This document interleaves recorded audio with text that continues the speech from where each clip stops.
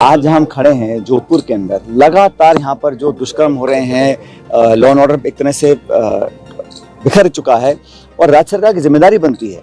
अब आज भी मैं देखता हूँ केंद्र सरकार तो मनमोहन सिंह जी को कोसती है कि 10 साल पहले यूपीए सरकार ने ये किया वो किया, लेकिन आपके हाथ में लॉ एंड ऑर्डर है और ऐसा कोई जिला नहीं है जहाँ पर डकैती, बलात्कार, दुष्कर्म, तमाम तरह के एंटी सोशल एलिमेंट्स अपने पैर पसार रहे हैं और सरकार नाकाम है। सरकार में मल्टीपल पावर सेंटर बन चुके हैं। किसी को मालूम नहीं कि कोई मंत्री कैबिनेट में है कि नहीं है। संगठन कुछ बोलता है, सरकार कुछ बोलती है, सरकार में 3 लोग अलग बातें बोलते हैं। तो ये जो बिखराव है बहुत जल्दी हो गया। आमतौर पर 3-4 साल के बाद ये खिंचाव होता है सरकारों के अंदर, लेकिन यहाँ मैं देख रहा हूँ कि बहुत शुरुआत में ही अलग अलग सत्ता के केंद्र बन गए हैं। उसका नुकसान लोगों को होता है। जो नीति निर्माण होती है, गवर्नेंस होती है, ग्रामीण क्षेत्रों में विकास बिल्कुल ठप पड़ा है। जिनके वर्क ऑर्डर हम देख गए थे उन कामों को भी नहीं करा पा रहे हैं।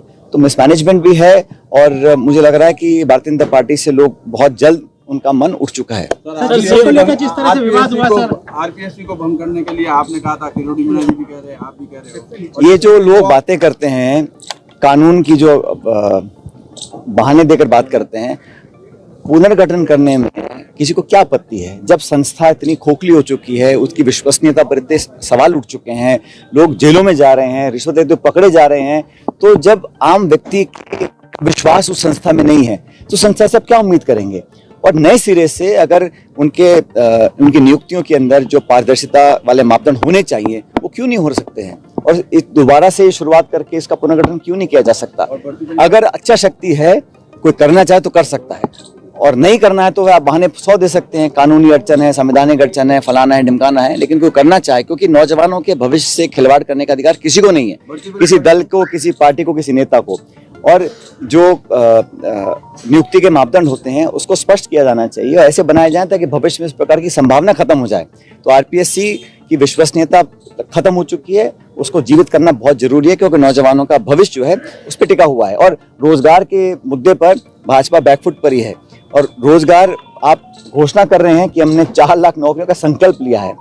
संकल्प क्या होता है, घोषणा क्या होती है? आप जो हम लोग नौकरियां दे रहे थे उनके पत्र जारी कर दीजिए। तो इस प्रकार नौजवानों को भी लगता है भाजपा की जो चालें हैं वो समझ में आ रही हैं। भजनलाल शर्मा विदेश यात्रा पर है, कांग्रेस सवाल भी खड़े कर रही है कि कोर्ट की तरफ से एक था कि विदेश आए तो आप पूछ के जाएं, आप कोर्ट को बता के जाएं। ये कानूनी मामला है, इसमें और कोई देखा, लेकिन मैं तो इतना जानता हूं कि जो प्रदेश है वो प्राथमिकता होनी चाहिए और यहाँ का जो निर्वाचित सरकार, कोई भी सरकार हो, वो जनता के वोट से चुनकर आती है। अगर शिक्षा, चिकित्सा, कानून व्यवस्था, गवर्नेंस, डेवलपमेंट, विकास ग्रामीण क्षेत्र में, शहरी क्षेत्र में नहीं हो रहा है, लोग परेशान। इस बार गर्मी में क्या हाल हुआ?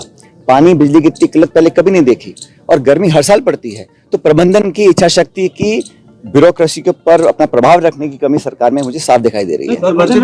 जिस तरह से बयान आया जिलों को लेकर एक अंतर्विरोध बीजेपी में पैदा हुआ, आप किस तरह से देख रहे हैं? पहले कहा ना, वो अलग अलग बातें अलग अलग बोल रहे हैं, किसी को सच हकीकत पता ही नहीं है।